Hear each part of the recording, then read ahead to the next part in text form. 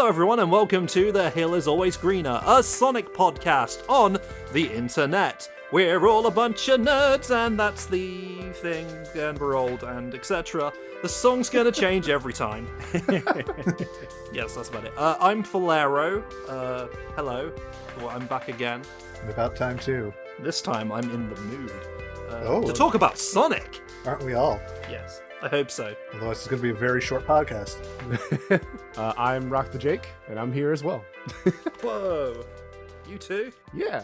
I'm GameBuddy, and I'm back. We did it. This is the second episode. I'm CyberLink, and I never left. I've just been sitting here, watching, waiting. It's so dark. So what were we talking about this time? I'm sure we had an actual topic in mind. We basically spent all of last episode talking about, the transition of Sonic into 3D and Sonic Adventure, so it only makes sense to kind of pick up with the part 2 of that discussion with Sonic Adventure 2, which kind of an important game for a lot of reasons. Yeah, lots of reasons. And I thought it was a good idea too, since we also spent a lot of our first episode introducing ourselves and the concept and our history with Sonic and how we felt about Sonic Adventure 1. And, we kind of glossed over like how the game played and stuff like that. And I thought that would be a great way to start talking about Sonic Adventure 2 is how like it was similar and also very different from the first Sonic Adventure. I mean, it's kind of like a streamlined version of Sonic Adventure 1 in a way. They took like a bunch of the play styles and sort of like divvied them out a little bit. So you've got like you've got the Sonic Speed style is split between two characters. The Knuckles hunting style is split between two characters, and same for the kind of like the Gamma Shooty style from SA1 has been attributed to two other characters. Yeah, they're all kind of sort of have analogs in Sonic Adventure, but they are different in quite a few ways. Yeah, and also, losing the adventure fields during that streamlining process, so it's just a straight level-to-level affair instead of wandering around looking for rocks to use as keys or whatever. Keeping the action stage motif. It's like a movie that you play. A Sonic the Hedgehog movie would never work. Haha. Wait a minute. Which I think is also one reason I wanted to talk about SA2, and maybe in the back half, is the story of SA2, the presentation, the pace, the scale, everything is kind of the start of. I think I said furry soap opera last time, yes. Which definitely has elements, lots of Sonic media has, but it's the very self-serious but earnest presentation that I think stuck with a lot of people. But before we get into our main topic, I guess, we introduced ourselves. We don't have to explain the podcast because we did that already. Was there any new Sonic-y stuff that any of you fellas have done since our last episode? So this is gonna take some backstory.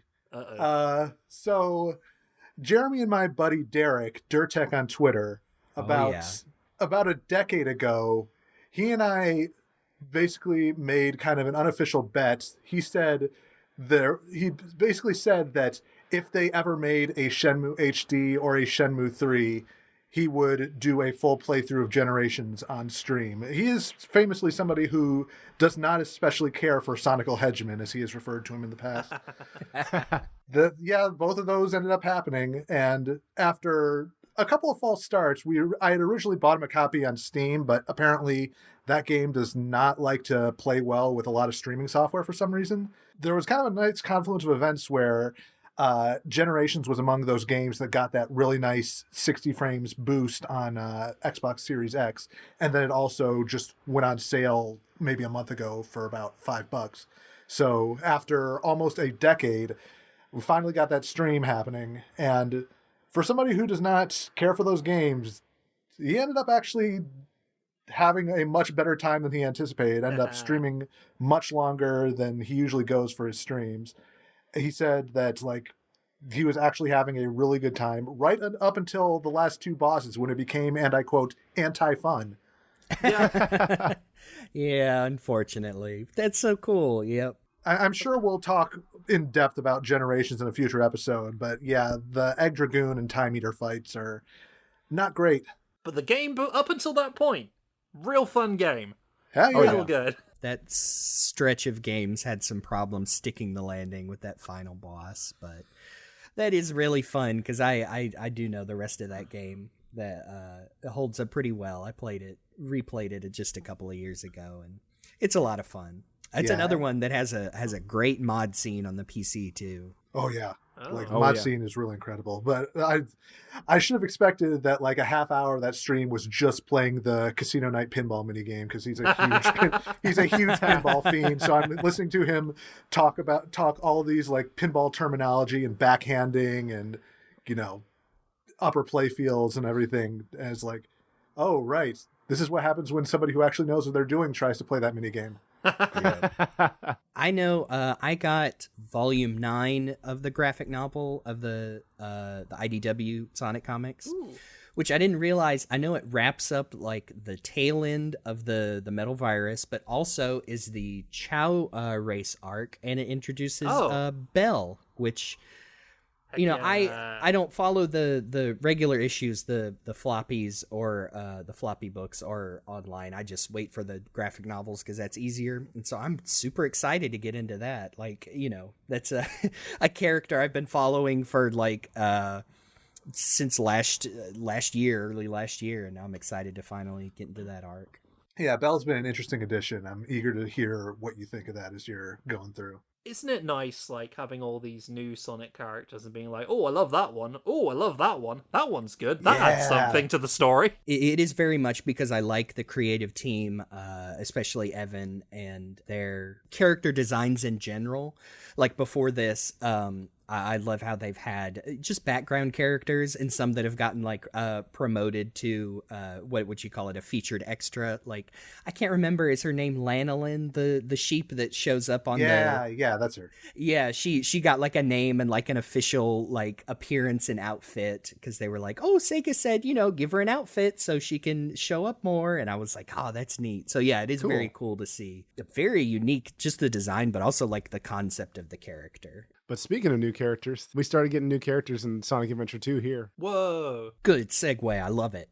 Sonic Adventure 1, I remember some of the most fun I had was picking and poking at those adventure fields, trying to find little secrets and just running around and having fun, especially as Sonic. Because I felt like the way they designed those, and especially Sonic's levels, which is an interesting contrast to some of what you see in a lot of more recent Sonic games, is instead of having a lot of the like the bottomless pits and traps that are in a lot of the boost based games, is there aren't a lot of those in Sonic Adventure. Windy Valley has like places where you can fall off, but it has lots of big explorable areas and like alternate paths, even up until like that last stretch with all of the long twists and turns. Like those have guardrails on them. Like they don't want you to get careless and fall off.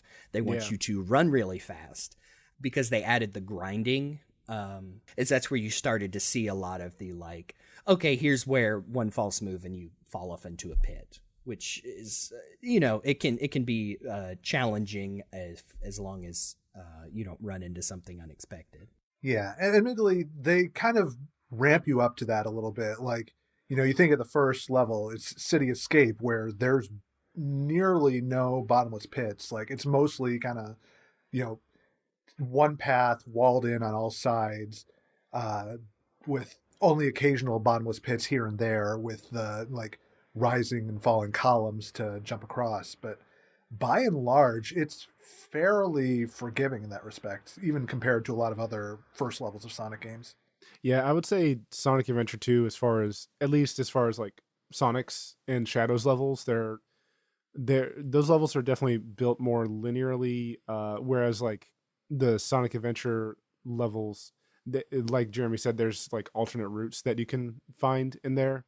It feels like Sonic Adventure and Sonic Adventure 2 like both take like level design aspects from the Genesis days, but in different ways. Because like, in the Genesis days, you had alternate paths that you could go. So like Sonic Adventure takes care of that. But Sonic Adventure 2 forgoes the hub worlds and just goes level by level, which is, obviously what the Genesis days did. So it's like, it's interesting to see like the take and give in the development of those two games in that regard. Yeah. I think what it partly is in Sonic Adventure 1, lots of characters were using a lot of the same levels, and granted, they would like give them different areas, but you were seeing lots of the stages were bigger because of like having all these different stages for different kinds of characters and play styles. Right. But in Sonic Adventure 2, it's a lot more like this one stage is for one character, and then and so they sort of like I guess they tighten them up and shrink them down a little bit. And you get these unique levels for each character, but they're also like all share common kind of theming so that they can still, not have to waste those assets, more or less. Yeah, like the first one that pops to mind is Radical Highway and Mission Street for Shadow and Tails. Mm-hmm. They're completely different levels, but take place in the same city around the same time of day, and so there's a lot of parallels there. Yeah, or Pumpkin Hill and Skyrail. Oh yeah, that is very interesting. In Sonic Adventure 1, you almost have the calling back to like the Sonic 3 and Knuckles of, oh, here is an area that only Knuckles can smash through. And you see that through some levels like Ice Cap or Red Mountain, where you can see like, oh, there's Sonic's part of the level over there, but Knuckles is over here. And I like that in Sonic Adventure 1. It makes it so not too much of the repeating levels for some of the characters are they don't get too boring. There are some Tails sections I remember, because Tails' whole thing is basically he plays like Sonic, but only through like 1/3 of the level, and you're racing Sonic or Eggman at the time through that level. I like that they do still have those alternate paths, but I don't think any of the adventure games really reach the same kind of 3-tier system as the classic games. And I think that it's probably for the best, just because they were still learning to adapt Sonic to 3D and trying to properly replicate that system in that newer dimension, while they were still figuring out, okay, how do we even make this work at all? Probably would not have been the best in the long run. But yeah, I do think it's interesting, like putting aside Sonic Adventure DX, which added a mission mode to Adventure 1, the side missions in Adventure 2 kind of have some of that, where they alter the vanilla layout of the levels to give you like what is it, finding the lost Chao, or when you get to the last one, it's just straight up a hard mode that changes a lot of the layout. Yeah. Some are definitely more interesting than others, but I do like those alternate paths. Yeah, the other thing they do, of course, is in Adventure 1, Knuckles is looking for the Master Emerald, and you basically have similar controls to Sonic and Tails, except Knuckles has his gliding and digging.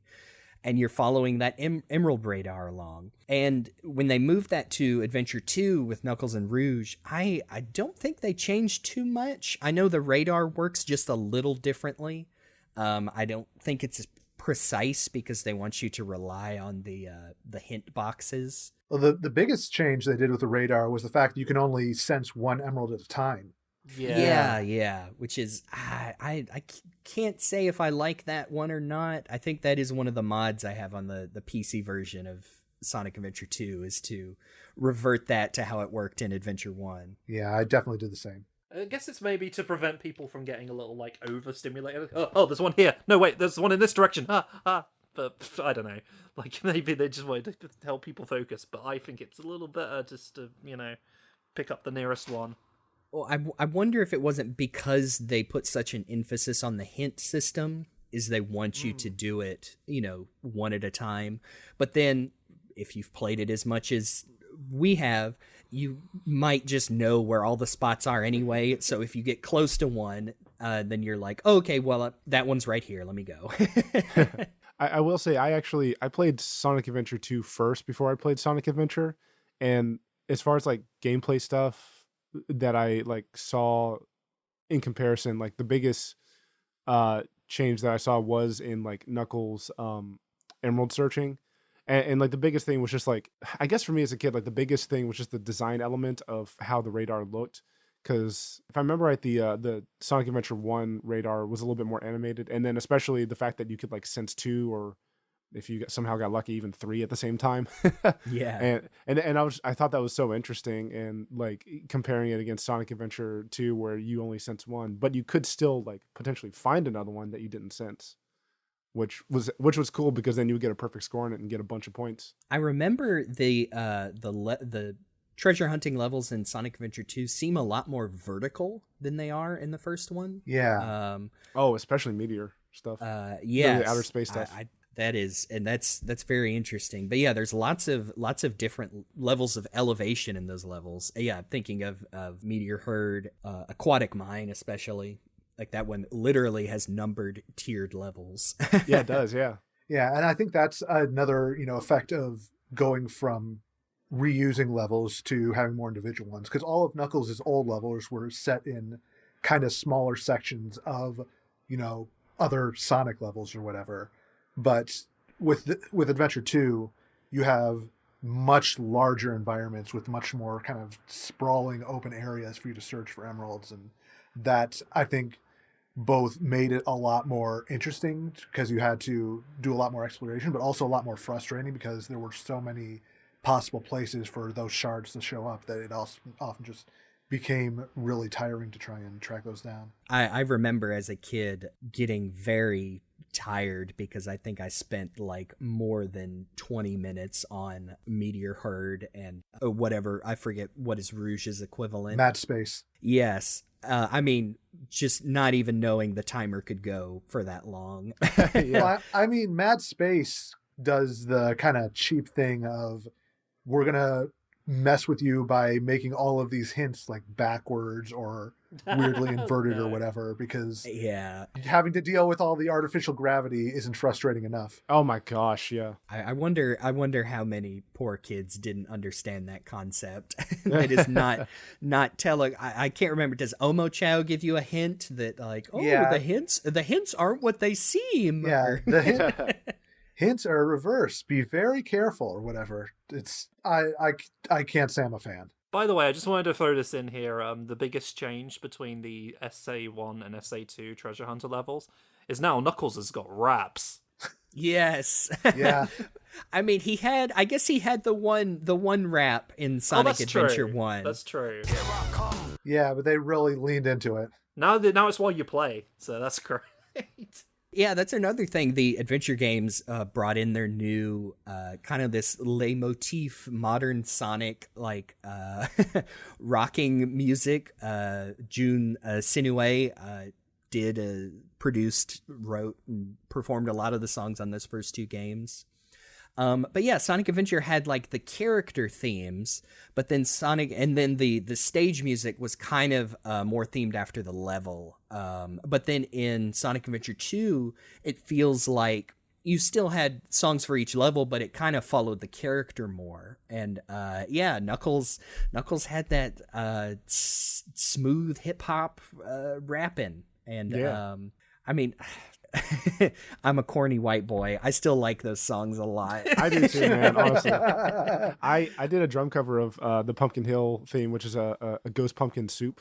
Yes, and that's still like one of my more popular drum covers on YouTube. I that is definitely sticks out as a favorite.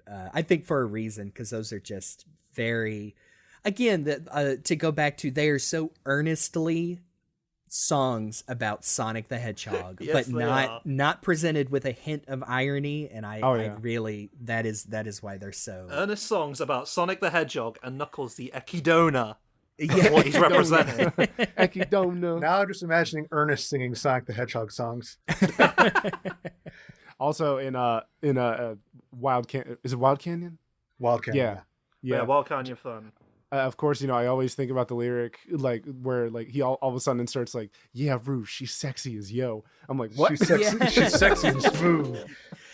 Give up the emeralds or die. I don't love you. Oh, that's a really... Oh, I love that. Oh, my God. You're damn right, Knuckles.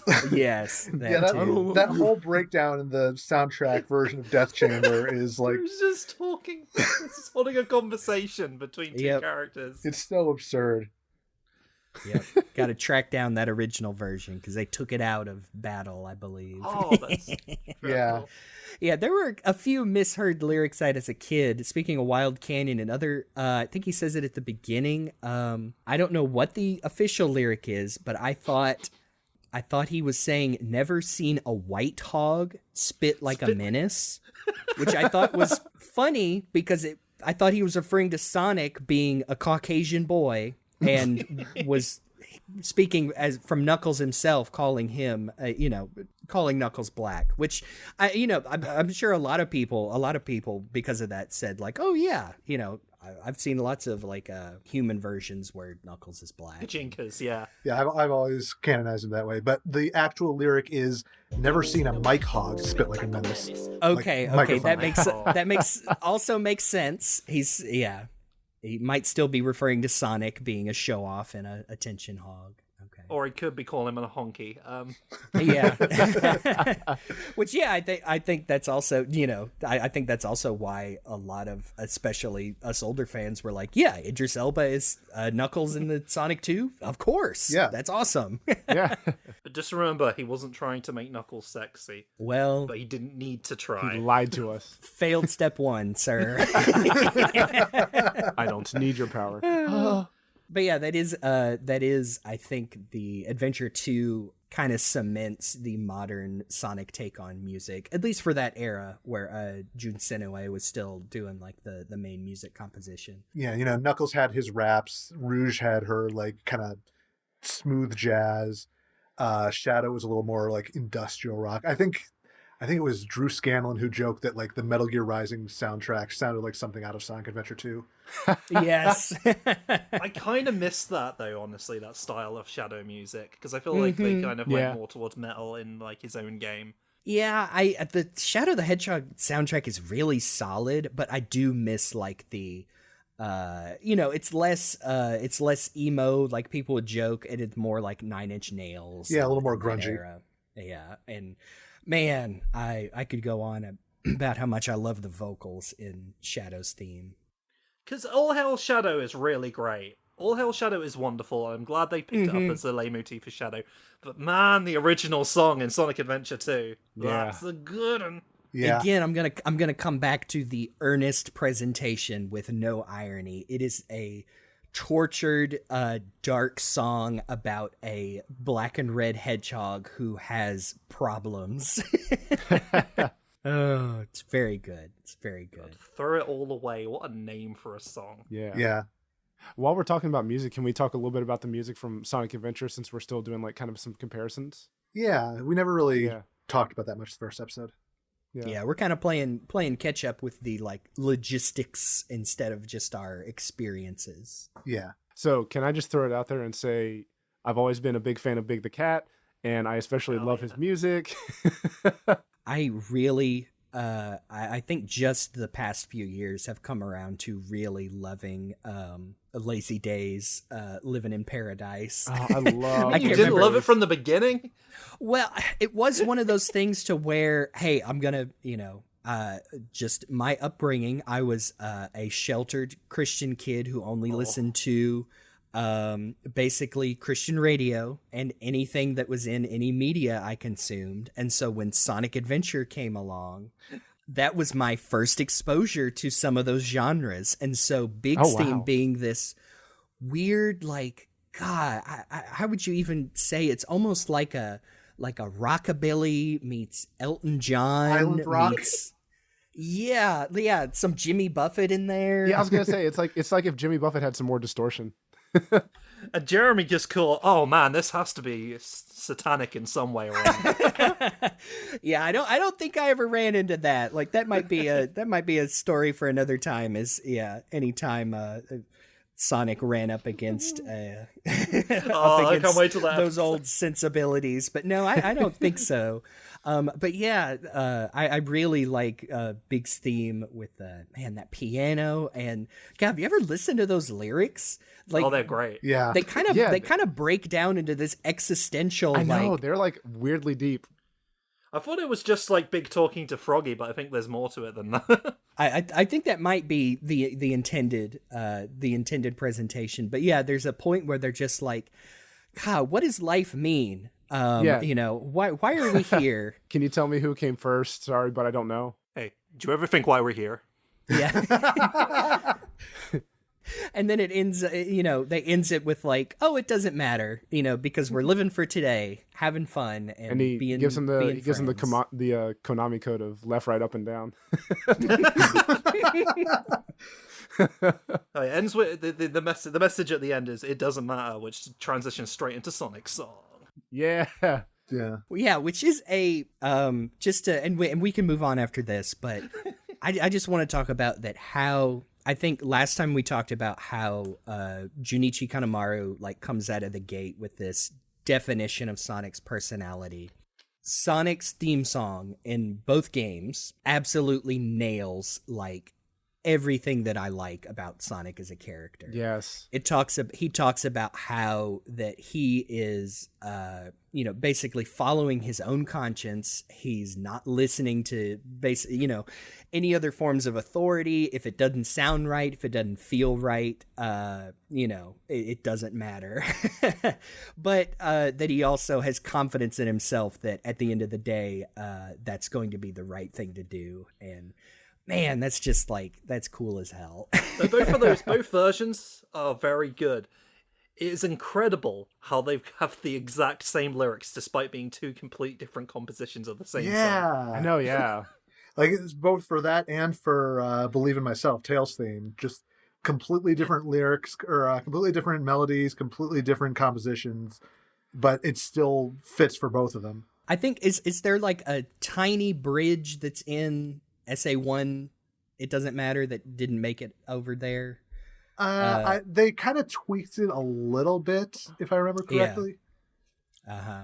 Like, because I think the SA2 version is a little bit faster. I know that with Knuckles, they basically, it's a lot of the same composition and melodies, but they changed like half the lyrics. So like the chorus is still the same, but everything around it is completely different. Yeah.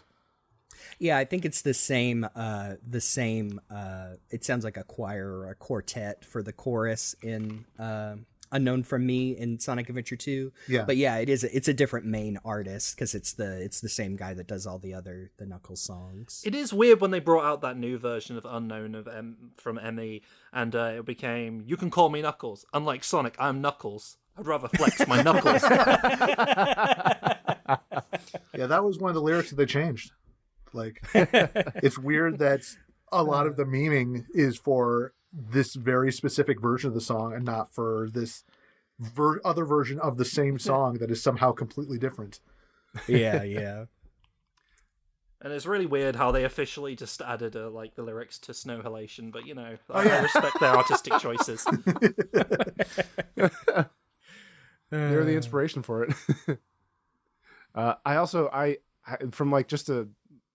I'm going to say from like a chill musical composition standpoint, I really enjoy Gamma's theme. It's like that, like, yes. like techno jazz, like, oh man. Like, and also like, I want to say, in my opinion, especially since I've beaten SA2 or SA1 recently, like, I think out of like all the characters' stories, Gamma definitely has like the best one in that game. Oh, for sure.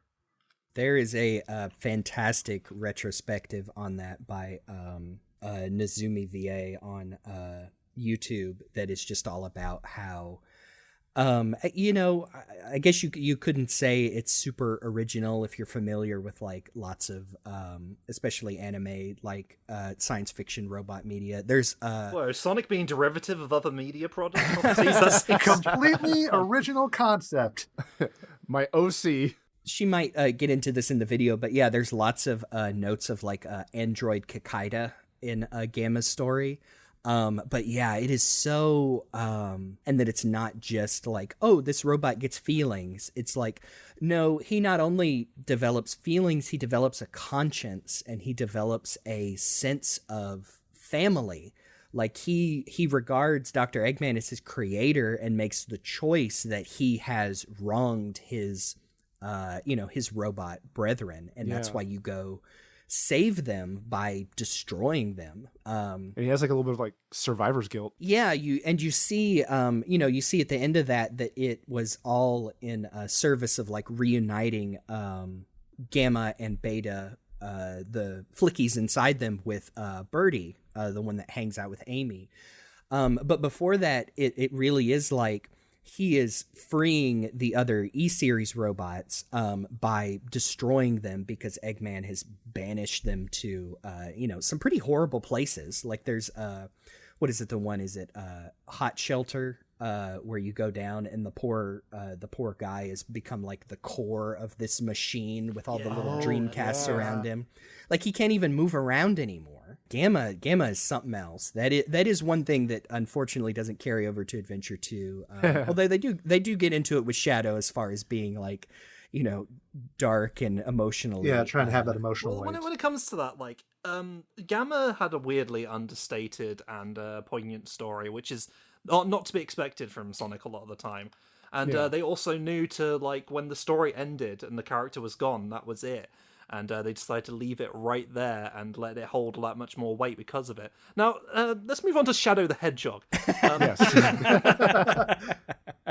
Oh, goodness. Yep, that is a good segue into talking about more of the story. Because I think ultimately the changes in the presentation and the gameplay of Adventure 2 work really well for what that game is.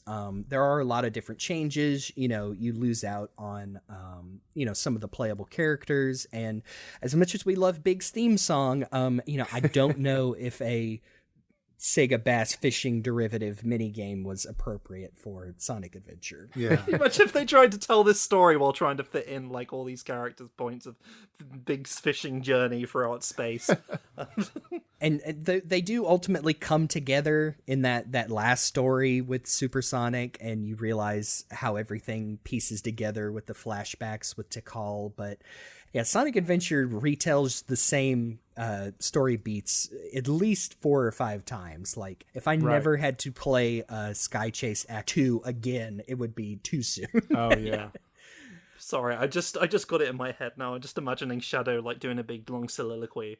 Why am I here? Was I made for the purpose of destroying man? Is that who I am, really? Well, I don't know. I'm just here to find my friend Froggy. I mean, you can do that. Remember, Big has all those cameos that you can activate in the cutscenes. It's true, he is there, technically. Just imagining Shadow settling down and learning about island living with Big. Oh my gosh, yes. Trying to blow up the with world. a straw hat on. Oh, that's actually a happy end. That's the true ending. Not just a straw hat, the hat that says, women want me, fish fear me. He's got a t-shirt that says living on island time.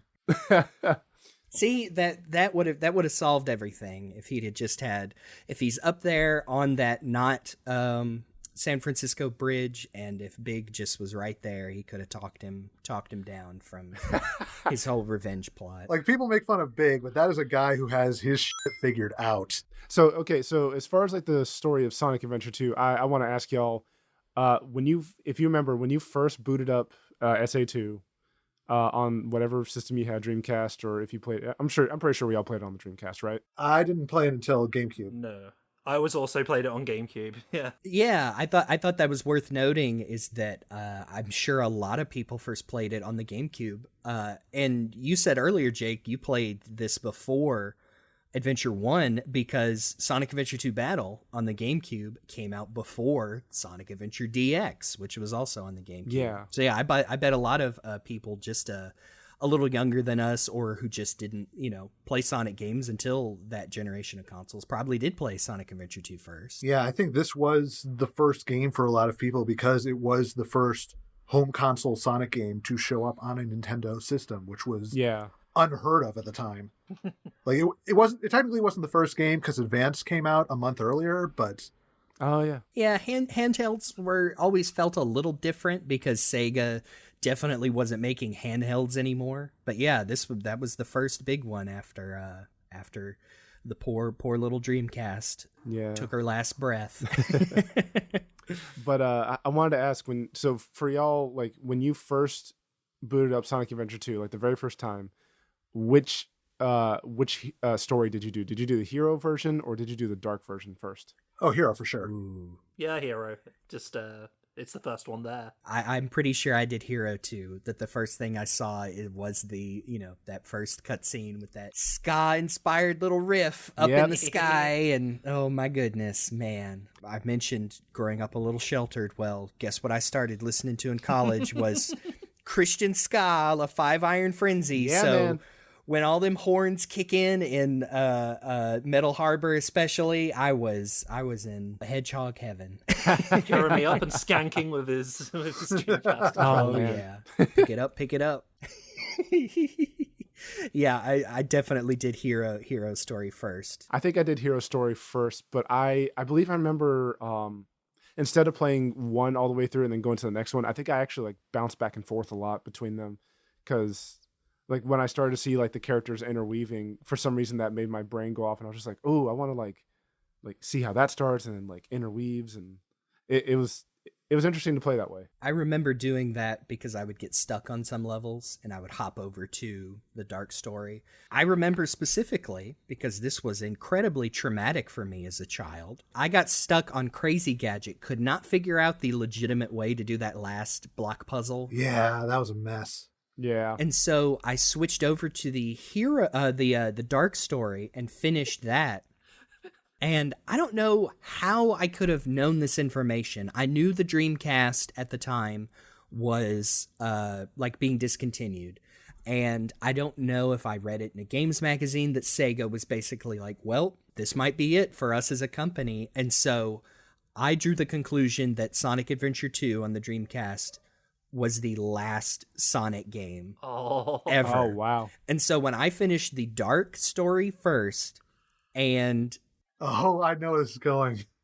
and they play, they get the Chaos Emeralds, you put them in, Shadow's theme song plays, and it's very, very dark and scary. And then I don't even know what you call it, like The next episode preview or whatever. yeah, the next episode for the hero story, and it says, Farewell, Sonic. Forever. yeah, it says literally says farewell Sonic forever. And I don't think I cried. I couldn't play the game for like days. Oh, because wow. not only did I think the bad guys won and Sonic is dead, but also this is the last Sonic game. And oh man. And you made the decision to go to the dark side. It was too hard on the easy side, but you went for the villain side because it was easier. And now look what happened. Sonic is dead. Yeah, literally exactly how that logic worked in my brain at the time. And so I was very sad for several days. And finally, I remember finding a cheese for the for that Sonic level and beat that part of the game and was like, "Oh, okay, everything's fine now." Can you imagine if that's actually what happened there? It was like Telltale Sonic the Hedgehog. The choices mattered. Yes, that is how that worked in my brain at the time. Tails will remember that.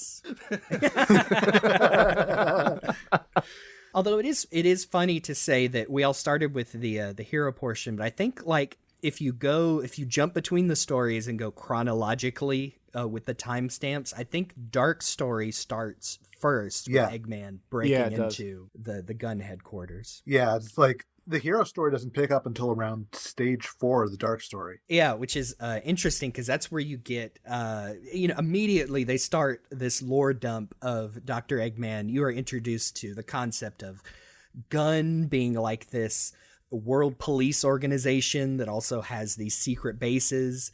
The Eggman is hacked into their stuff, that they've got a secret weapon.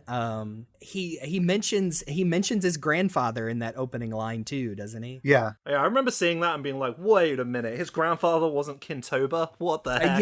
Yeah. It's a lot of information. It's a lot of information up front. Although it is, I think we mentioned this before, it is the first time you realize that he is calling himself Dr. Eggman, but his grandfather is Gerald Robotnik. Yeah. The family name. Yeah, that was, I think, probably the biggest kind of concession on the side of Sega Japan to reconcile those two names together. And it's real neat that is just like his proper family line is the the Robotnik family. Because otherwise it would be like the Eggman line doesn't work unless it was Eggman, Dr. Eggman. Yeah. They're a Polish Which I'm pretty descent. sure I've heard it pronounced like before, at least in one or two things, which is great. Probably. You know what? You know where it's pronounced like that? In one of the Sonic X pilots. Yeah, that was it. That has he's probably an English speaking person in Japan, and introducing all the characters, Sonic, and then it gets to Eggman and he says Dr. Eggman. It's very good. I'm pretty sure that's up on YouTube. Man, blue lightning is fast. But yeah, so you get all this lore dump, and then Eggman hacks into this base, and we are introduced to Shadow the Hedgehog. And people give poor Amy Rose trouble for being, probably in desperate need of some glasses with how many people she's mistaken for Sonic. But Eggman's the first one to technically do it, where Shadow comes out of this cryo tube, and he immediately assumes it's Sonic here to ruin his plans. I mean, it was very dark in there. We're going to be real embarrassed when it turns out that like half the Sonic cast is colorblind. Yeah. But yeah, this is the first scene with Shadow, and he introduces himself, and then you immediately get to fight a boss with him, and he's pretty cool, man. I would even venture to say he's a badass. I would venture to say that he's the coolest. I would venture to say that he is not a genie because he says, "I'll grant you one wish," and he Yeah, doesn't. I was just thinking about that. That is one of those lines that is kind of weird. Mr. Robotnik, so your wish 1, 2, or 3. That would have been something. I'm in the mood to help you, dude. Another plug I can get out of the way is we did mention we know the people working on these games busted their tails and did their best, but Sonic Adventure 2 especially has some wonky translations, and Wendy Gitlord on YouTube has an entire playlist where they've gone through and tweaked some of those, because Sonic Adventure 2 has some very specific plot points that I remember getting lost in as a kid, particularly near the end where it's revealed that the Ultimate Lifeform project was more than just Shadow. You get introduced to the BioLizard and Gerald's whole last story plan. Explicitly in the original version, they mentioned that, yes, BioLizard is a prototype, and that Gerald had control of Shadow's memories, and that's why he confuses poor Maria's wish for everyone on the Earth to be happy no matter what with Revenge. Kill them all, Shadow, kill them. Definitely, I love Wendy's stuff. Yeah. They're all on YouTube. She's got a cool Twitter. Yeah, and you can also get a mod for the PC version that reinserts those translations and the subtitles. So we're introduced to Shadow. I think I remember the original teaser for Sonic Adventure 2 that just had the very close-up silhouette of Shadow, and I think you mean Terios. yes, that was one of them too. Everybody's seen that concept art of just how nuts some of those Edgy boy. designs were before we got where we were going.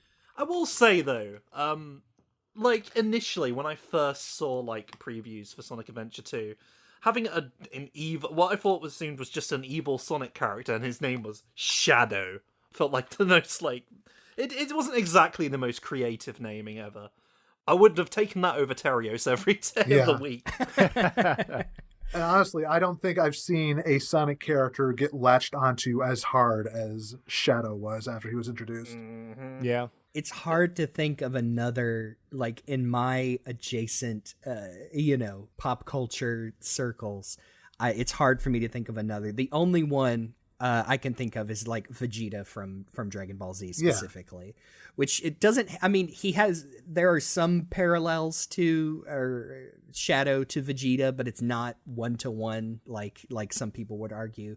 But it is definitely that, especially what Shadow evolves into after this game is, he becomes like an anti-hero who doesn't exactly like our heroes, but is very tortured and dark in his own ways. Yeah, there's definitely some up and down character development as Shadow's story continues over the next several games.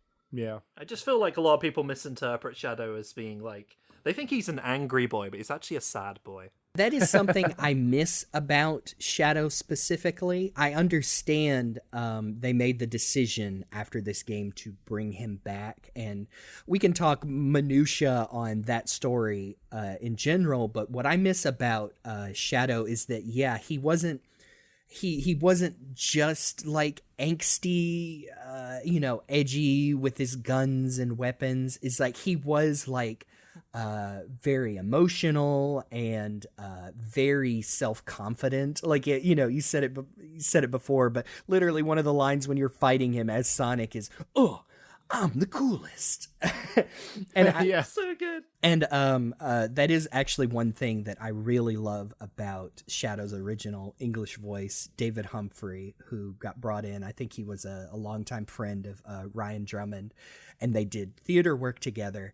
And that is what I hear in Shadow's original voice is Koji Yusa is his Japanese actor, and almost has one of those voices that is kind of indescribable. Like, I couldn't tell you the qualities that make it so interesting, but it's something that I haven't heard in many other voices, and so that's hard to translate into English. But I like the little almost mid-Atlantic accent that David Humphrey gives Shadow for some words, because it sounds like big theater kid energy. With the with the Shadow's dark and twisted material, it just works so well for me as a character, that he's edgy, but also, like you said, very emotional, very sad, and a little bit over the top. And he's more Phantom of the Opera sad than edgy. Yes. Oh, that's perfect. Yeah, that's a perfect comparison. That he is less flat and just angry and more bombastic, and that is something I think they have tempered out of his character that they should bring back. I think part of it is like his depictions in later games and the voice actors who played him giving a different take on Shadow. Yeah, I think they kind of like went more for the gravelly, edgy boy, and as opposed to what just seemed to happen in Sonic Adventures 2 and Heroes. I think it carries over into Heroes in a different way because he's dealing with his amnesia, but there are some big over the tops, like I don't know who I am, but it doesn't matter right now, and I like that a lot. I would love to have heard David Humphrey do like the opening monologue of Shadow the Hedgehog. All I remember is that gruesome image. And after that, you can swap over to the hero story where Sonic, again, poor Amy gets blamed for mistaking Shadow for Sonic when the entire police force in Sonic Adventure 2 thinks Sonic is also this other hedgehog. I know, seriously. I guess, if you frame it in Adventure, we're introduced that Sonic and friends are the only funny animals living on here. I guess you could give them the benefit of the doubt that, hey, there's a cartoon hedgehog running around causing trouble. It's probably Sonic. Yeah. Maybe they thought the lighting was bad on all the footage.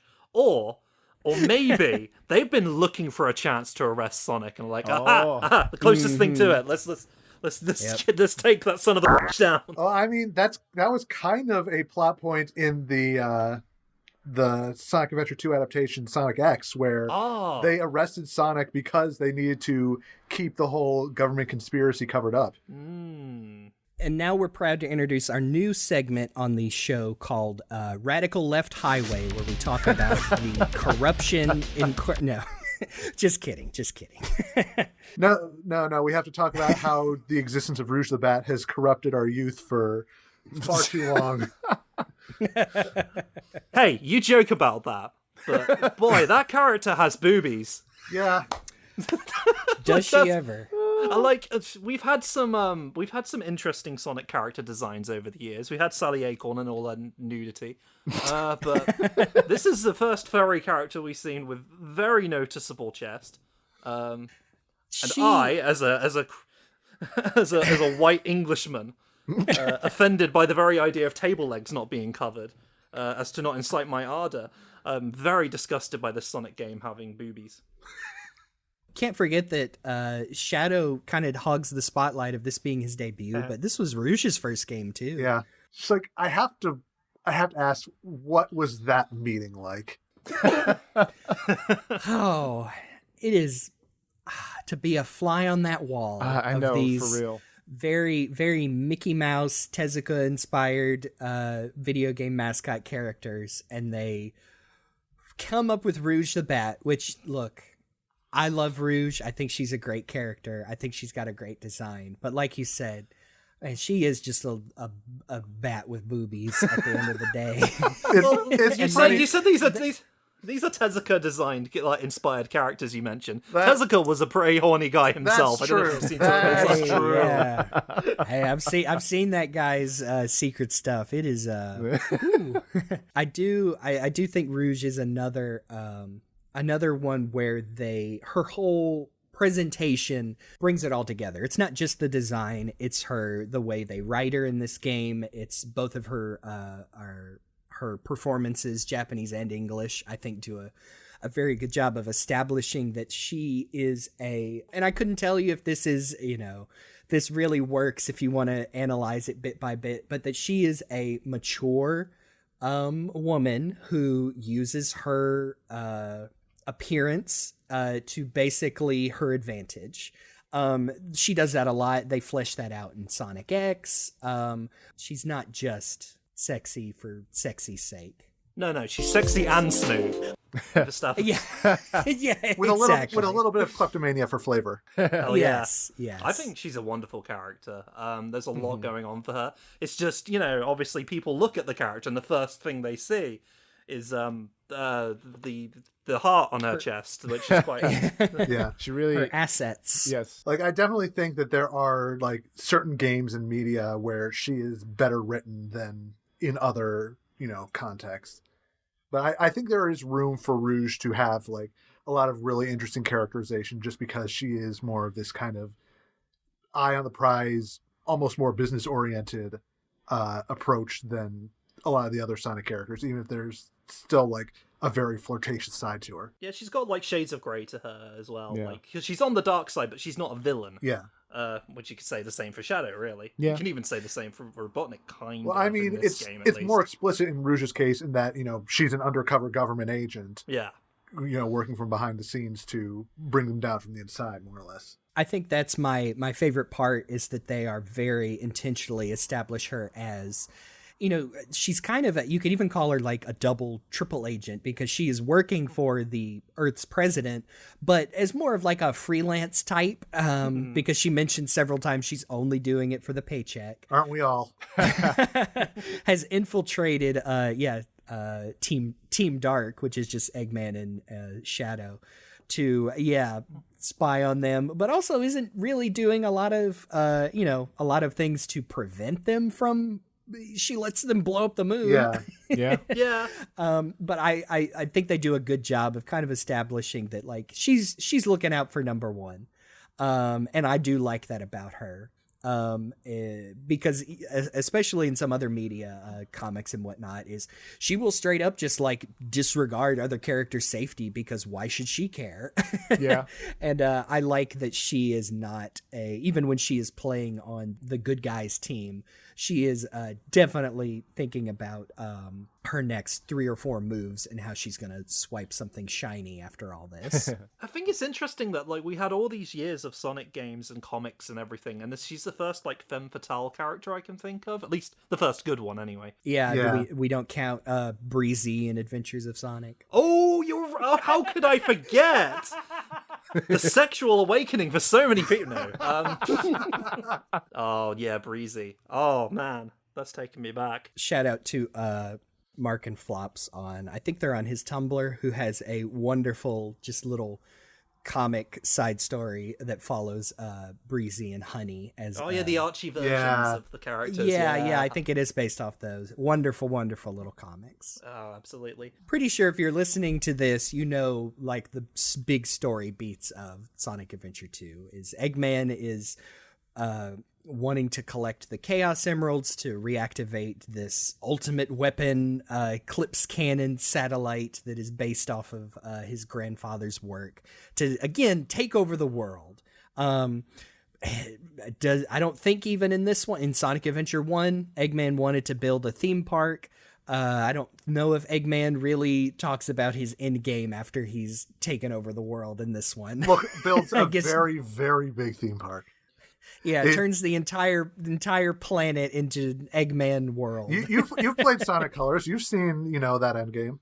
Yeah. Yep. That and what is it? That and Sonic Unleashed. We see is Eggman Land pretty much fully realized, and it's like, yep, that is a theme park, Eggman. Good for you, dude. There's one thing which I think is quite good. Consistent within the Robotnik lineage is the fact that they want to make giant space stations with their face on them. And I think that's pretty cool. Yeah. Yeah, I really like that the Space Colony arc is definitely comes from the same twisted minds that would build the Death Egg multiple times. Yeah.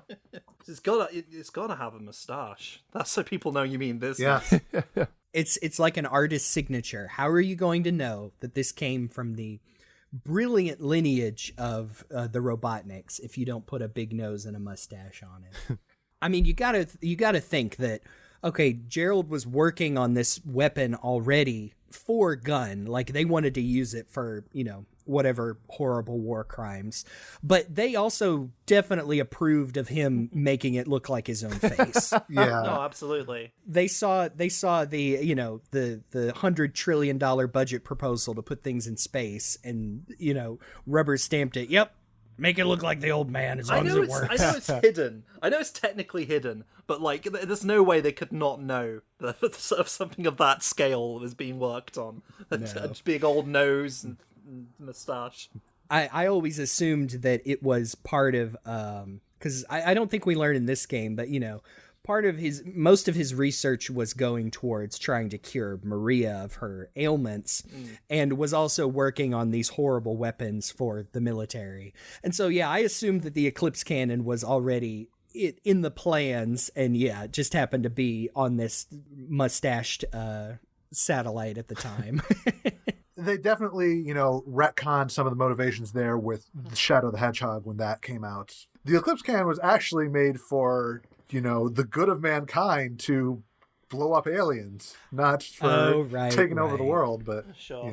Yeah, I think we didn't even know that Maria was already sick until was it Sonic Battle, which is canonically dubious that specifically mentions she was a sickly child. I think that I want to say that it might have been mentioned in the Japanese manual of SA2, maybe. Because I feel like there was some information from that era saying that Project Shadow was designed to cure Maria's neuroimmunodeficiency syndrome. Oh, I forgot there was an actual name for what she had. Although, it all comes to a head in the last story where we basically find out that, surprise, Gerald has rigged the space station to crash into Earth as revenge because we see a child get murdered in Shadow's backstory. And that broke his poor brain, which is kind of understandable. I mean, it is very interesting. Like, I'll go back to, I love how it's presented in the game as very unironic. It's very over the top, very dramatic. But yeah, we see explicit character death in Shadow's backstory. He thinks he needs to get revenge for Maria, which we find out is from Gerald altering his memories of her. And yeah, it's really sad. He had to watch the only friend he's ever had in the world die in front of him, who sent him to Earth so he could be locked up until Eggman releases him. Yeah, I mean, the presentation is much more explicit in, later interpretations of the scene, like in Shadow the Hedgehog and Sonic X, but it's still got some emotional punch to it, even here, where you only really kind of see the aftermath, where she's struggling to stay up while standing over the console to send Shadow to Earth. I mean, for all we know, she could just be she could just have cramp. Yeah. Had some bad heartburn. She ate too fast and started running. Shadow, one of my heels snapped. It's really hard to stand up. Revenge. No, if I can be the nitpicky audio guy who may or may not have every sound effect from that game in my personal library, if you listen real close, you can hear that gunshot right before it switches in the scene to Shadow in the capsule. Yeah. So. Are we sure it wasn't just a party popper someone set off and she was really startled by it? Oh, I've been struck by a case of the vapor, Shadow, please. Somebody was celebrating something and they popped open some champagne. Oh, it was a surprise party and she was really surprised. And the cork from the bottle hit her right in a pressure point. And she had just enough time to ask Shadow to save the world. Oh, before succumbing. gosh. I will never forgive humanity for this. I'm going right down to Champagne, France, and I'll show them a thing or two.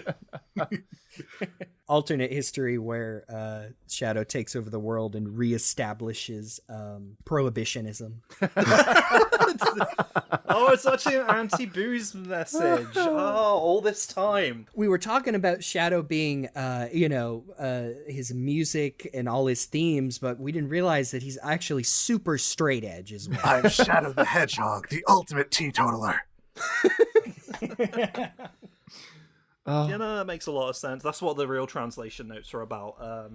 Yeah. I'm sure Wendy will put that to the next revision. Yep. Yeah, that's why he goes to punk concerts and just tries to get into fights because he's got nothing better to do. He just uses chaos control. Everybody freezes, and then like a split second later, everybody's just on the ground. I just imagine it. Like when he takes off those chaos limiters from his wrists, they come off, and his gloves come off, and he's got drug-free like tattooed onto his knuckles. That's the way to be.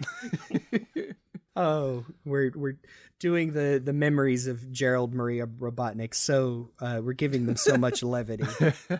Again, this goes back to the whole thing of it's got surprising emotional weight for a Sonic game that they delve into what is a comparatively dark story relative to everything that has come before. Like even like I would argue even like the stuff with Tikal's tribe and chaos in Sonic Adventure 1 doesn't quite get this grim, really. No. Yeah. And that is technically genocide. Yeah, that's true. But we don't really see much say it quite as explicitly. It just kind of looks like they shove everybody over. Yep, stomp on some Chao. No, you push them. And you're like, well, I did that already in the Chao garden. Why is it so bad now? Yeah. Speaking of which, You mean you're not supposed to throw those guys? Oh, that is definitely. We need to talk about Chao gardens before we start wrapping up. Don't yeah, we? like we Yep. completely glossed over them in the first episode. And I don't know how we did because Chao Gardens are arguably one of the things that people remember most about Adventure 1 and 2. We glossed over that and the shooting sections in Adventure 2, but that's because they're not very good. Yeah. No. Yeah. We just spent a lot of time Sorry. talking about a shooting section, but anyway. Yeah. Oh, boy. Oh, I'm surprised nobody has ever edited that scene to have the little laser sight going beep over Maria's. No. Oh, we are terrible people. Don't cut that. I'll own it.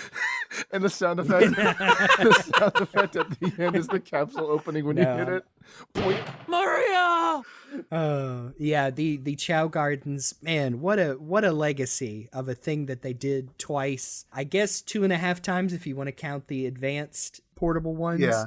And then have not done again for some reason. Like I really like the Chao Garden. I'm not crazy about it, but that does seem just like the most no-brainer thing they could put in a new Sonic game, or even not like as a standalone thing. Like I am so surprised during like the App Store boom that they did not come out with a standalone Chao Garden on like your phone. Yeah, even if it's just like a version of like the tiny Chao Garden from Advance and Pinball Party, even something like that for $1 would do gangbusters. This is some money on the table stuff right here that I would think that Sega would not be above exploiting but here we are. If I remember correctly, I'm not familiar with the Knight series or the Saturn in general, but wasn't like the precursor for the Chao was some sort of like little mini game in Knights? Yeah, the A-Life system or whatever. The Nighttopians or something like that. They were actually doing stuff in the background, and I had no idea about that until I heard about it recently. Yeah. And I think they carry over that system to name in like Sonic Adventure, and I think the head programmer of that still works on the Sonic series, if I remember correctly. I believe that's correct. Yeah, that's what I'm talking about. Is they had a whole like separate director just for this part of the game, which is where you raise these little, these adorable little blobby water creatures called Chao, not chows or cows or KOs. Chaoses. Yeah, I've heard KO as well. Yeah, I always thought they were pronounced KO originally. I think that the whole game, and then Tikal says it halfway through a story, and you're like, whoops.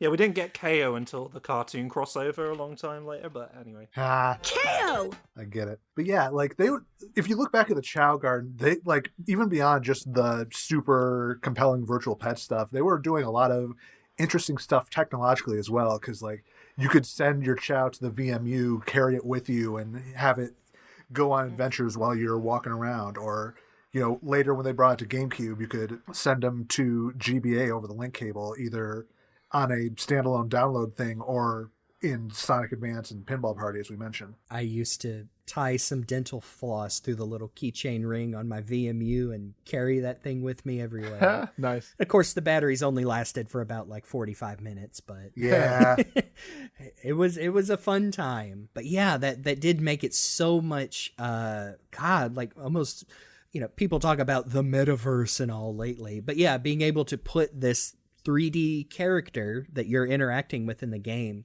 in this other device and carry it with you in this other form, like, just felt so neat. Like, I always thought it was super cool where with Phantasy Star Online, you could transfer the special Tails Chao from that back to your adventure games. It's just like, wow, this is like completely blowing my mind that there's this basically secret Chao that you can only get through this very specific means. It's like, it's cool that there was like this extension of the Chao system that you could have this interaction with a completely different game and still have that carry back to the adventure game you were already playing. And I kind of wish that they had done more with that, like more little bonus items or types of Chao or whatever that you could get through that, like interacting with other games, or even, something we also kind of glossed over the first time, the DLC content. Ooh. It's the Chao stuff, and the DLC is what I wanted Stop and Swap in Banjo-Kazooie. Oh, don't get me started. Oh no, what have you done? What have you unleashed? These were some of the first games I remember owning that had that downloadable content, which I don't know about anybody else, but I could never connect my Dreamcast or to the internet. Yeah, I plugged in my the dial-up cord to my Dreamcast, and I remember being able to like pull up the specifically for Sonic Adventure. I remember being able to pull up like the page showing like the stuff that you could download like Christmas time at Station Square. Yeah. I was like, that looks so cool, and I could never download it because like it was either I think, to be fair, since I had played SA2 first and then eventually played SA, I think maybe it was just like an old link that like went there, but like maybe the download wasn't available anymore. But man, that would have been so cool. You can get them now though. I know for Adventure 2, most of the DLC for that was like the menu themes where you could have the different characters saying all the stuff on the menus, and you can get all of that in battle without having to get anything.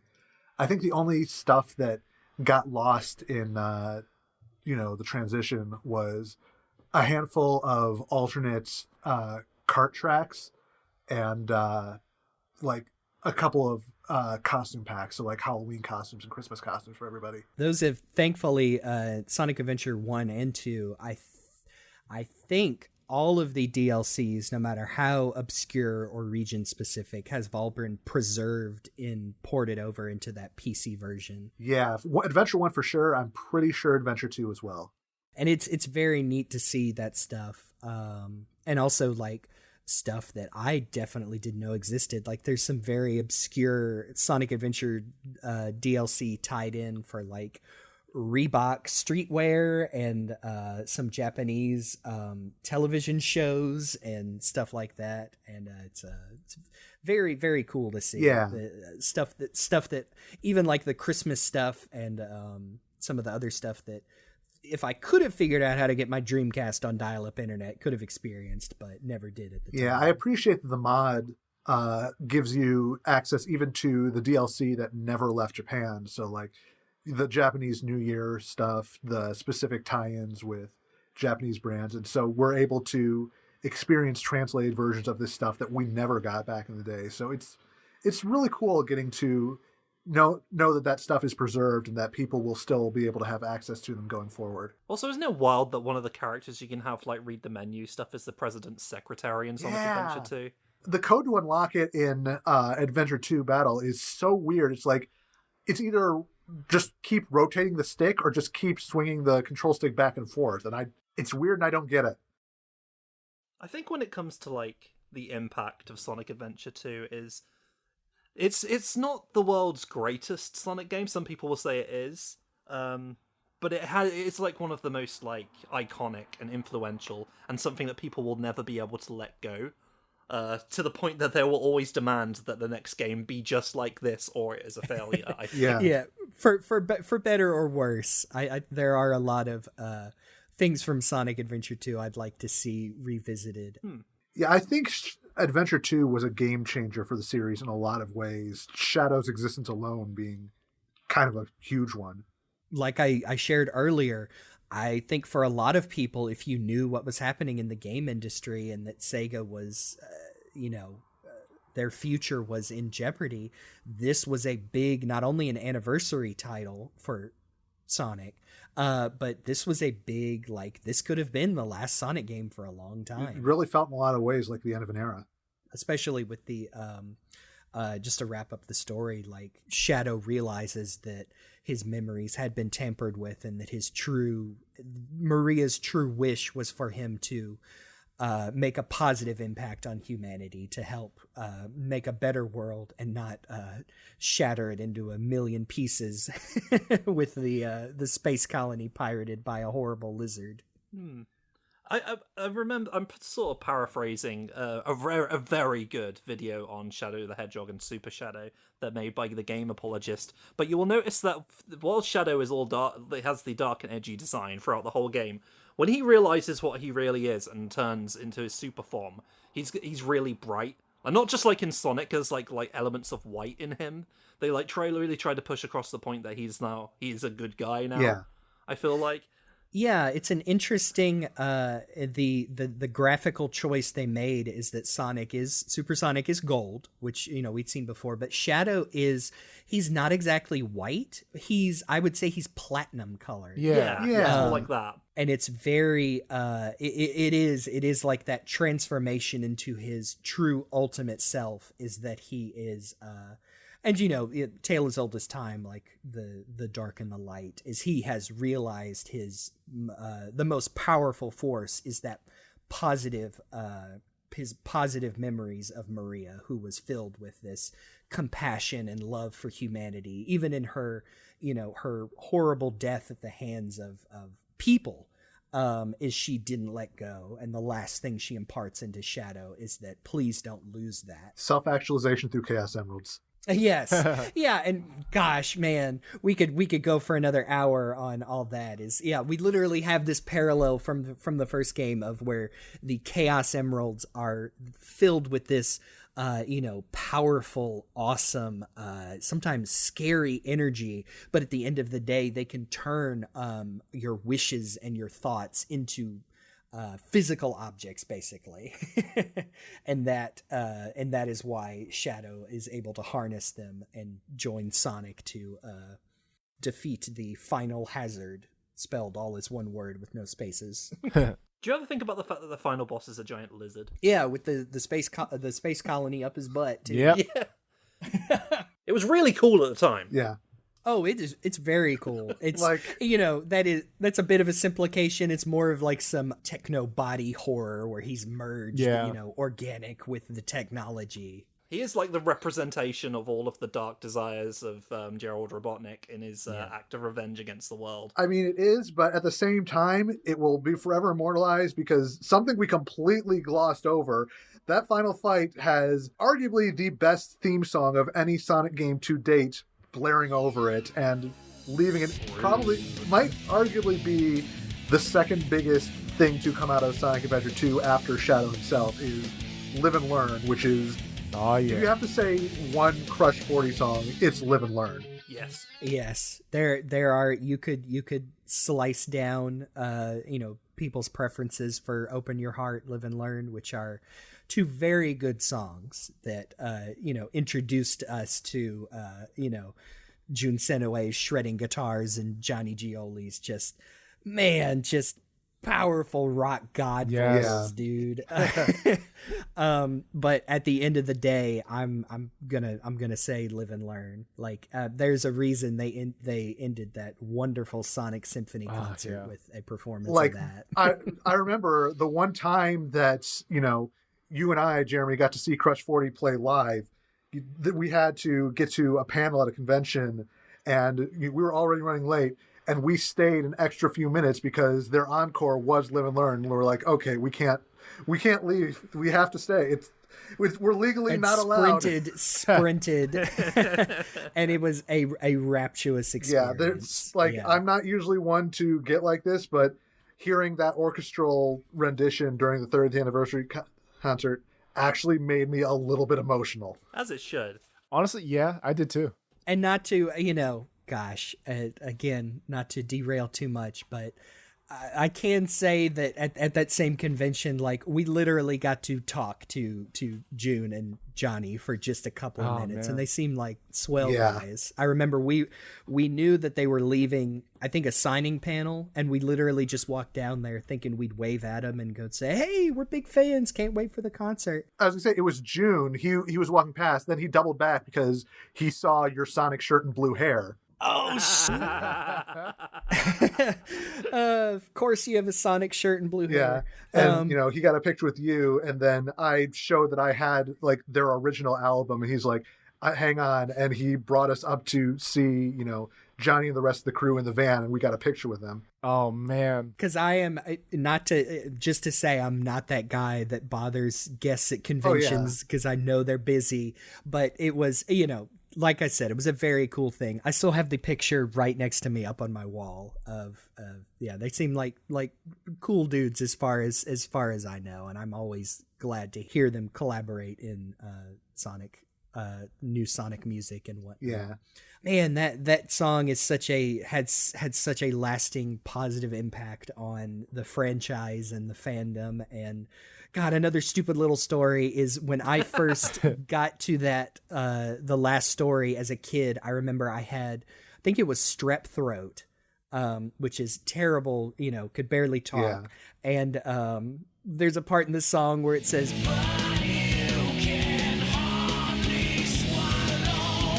and I was thinking, yeah, that's me. That's right. Me. They know me. That's me for real. That's me for real. Oh, goodness. I mean, what is this podcast for if not for talking about goofy Sonic stuff we did as kids, huh? Amen to that. Oh, that song needed to be there, and it just speaks to how important it was that it was the one song that they put in Sonic X's adaptation of Sonic Adventure 2. For this big game, after you've had this, like we said, this wonderful final boss song, this very bombastic, cool, super transformations. And then you end this with this, Shadow is chosen to do what he, believes is right, and also chooses to sacrifice himself. And for all we knew, Shadow was gone forever. Yeah. He fulfilled his wish to Maria, and that was it.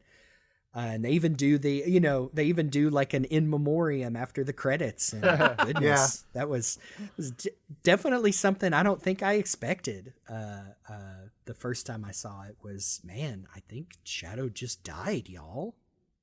God, imagine if they actually did do a full-on memorial of all the characters that died and they played Ave Maria.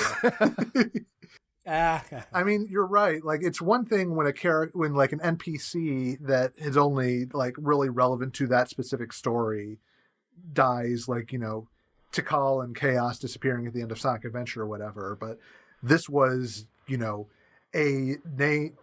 a primary focus character that you spend a good chunk of the game playing as. So, like, basically having the idea that this character could potentially be gone in the same way that we killed off Gamma the previous game.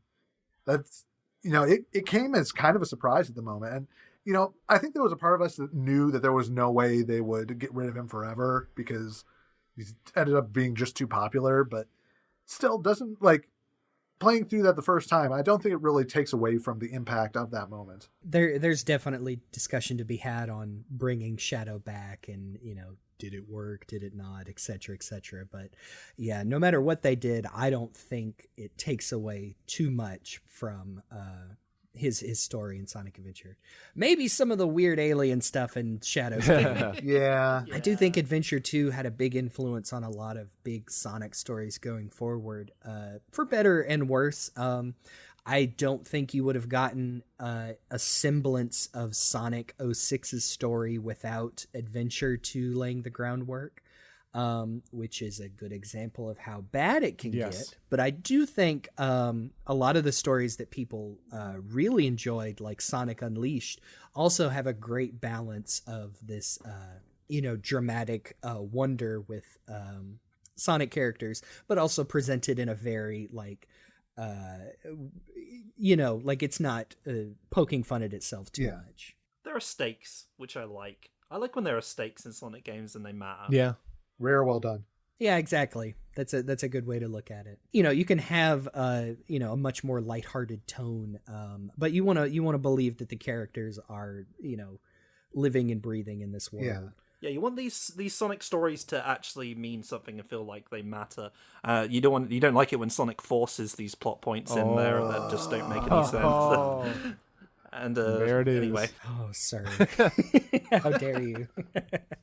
No, I did want to clarify and say, yeah, we're not dancing around that, that we're secretly part of like the cabal of fans that hate anything after these games.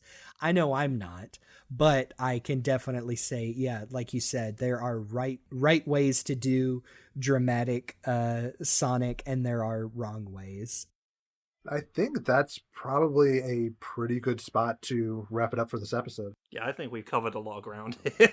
Yeah, we talked about, like I said, we kind of glanced over how the games played in our first episode, but we remedied that here. Again, we're still figuring this out ourselves, so. Yeah. Yeah. As long as it was a fun discussion about old Sonic things. Oh god, Sonic Adventure is old now. Oh no. Yeah, we just passed the 20th anniversary of Sonic Adventure 2 last year. Oh, wow. Oh, I don't boy. like No, nobody does. I do not care for that at all. What's on the hit parade for next time, y'all?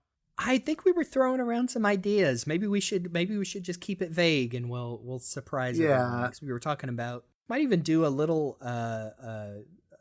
round table about the 8-bit versions of the first two Sonic games compared to the 16-bit versions. That's the entirely specific thing that I would like to talk about. Yes. That's another one of those things like Sonic the Comic that I've only experienced recently and found incredibly charming. We already brought up the Sonic Symphony, but when they played the orchestral version of the Bridge Zone theme, yes. I think I might have cried. Yeah, those games, the Master System and Game Gear games, are pretty popular over here, so I'd have plenty to talk about those. All right, well, before we sign off, I just wanted to give a special thanks, as always, to Amy Waters for the use of our theme song from the album Gotta Go Slow. You can check out more of her work on YouTube and Bandcamp. But this has been The Hill is Always Greener. I am Faulerro. I'm GameBuddy. I'm CyberLink. And I'm RockTheJake. And hey, sayonara forever, Shadow the Hedgehog. Nice. That's really sad. You did my favorite version.